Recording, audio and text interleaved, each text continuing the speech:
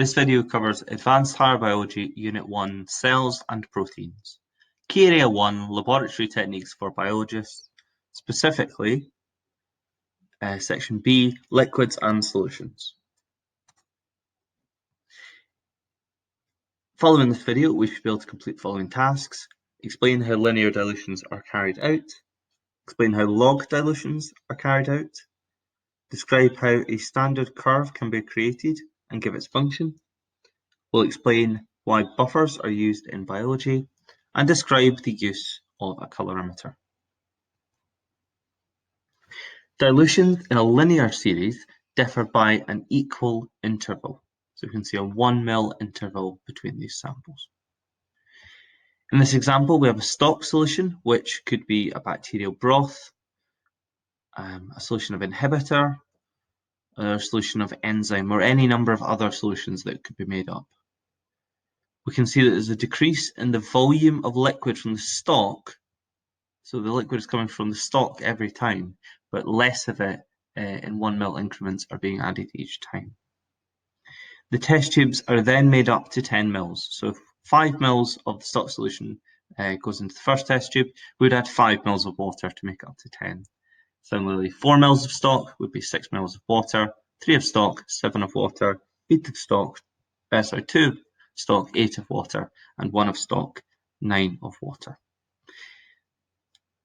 The test tubes would then have a linear dilution of 50% or 0.5, 0.4, 0.3, 0.2, 0.1. In practical terms, this means that if there were 50 bacterial cells in this stock solution, we would expect approximately for there to be 5 bacterial cells in the 10%, 10, 15, 20, 25. Dilutions in a log series differ not by a equal increment, but by a constant proportion. For example, this one would be 10 to the negative 1 because 1 mil of the stock solution is added to 9 mils of water. This is the same as in our previous example, a 10% linear dilution.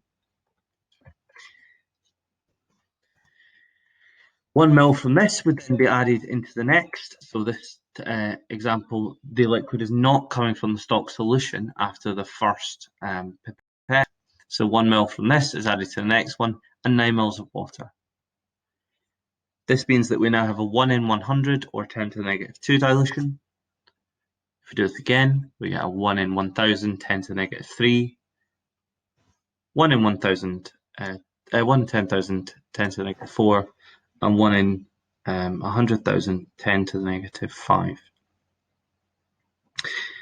In practical terms, this means that if there were approximately 1 million cells in the initial tube, we would expect there to be around 10 to the negative 5.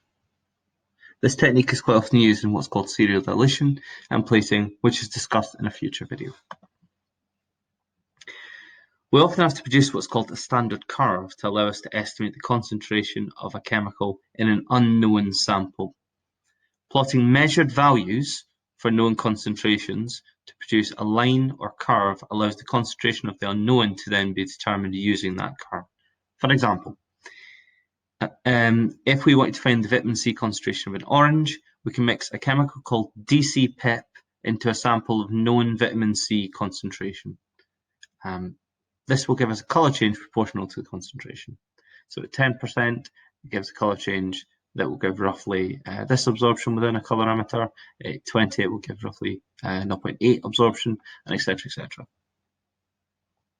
We would then take a sample from our orange, mix with DC-PEP, and put it into a colorimeter. If, for example, we found the absorption was 1, that would suggest the concentration in the orange was around 25 milligrams per 100 grams. Buffers are useful in biological systems, as it's important to keep the pH of a solution constant over time to prevent it becoming a confounding factor, which is an uncontrolled variable which invalidates our conclusions if not blocked. Buffers are used as they maintain their pH when small quantities of acid or alkali are added to them, thus allowing the pH of the reaction mixture as a whole to be kept constant. In our blood, we have a buffer equilibrium, which keeps the pH of our blood constant even when there are minor changes in dissolved ion concentrations.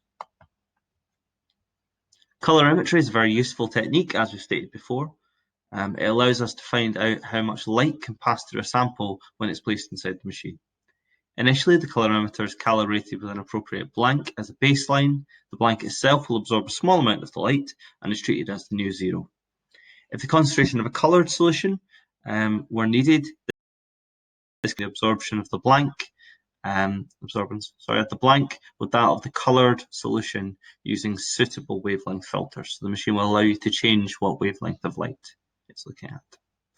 The machine can use percentage transmission to determine things like turbidity, such as cells in suspension. This is due to the cells absorbing some light that passes through the sample.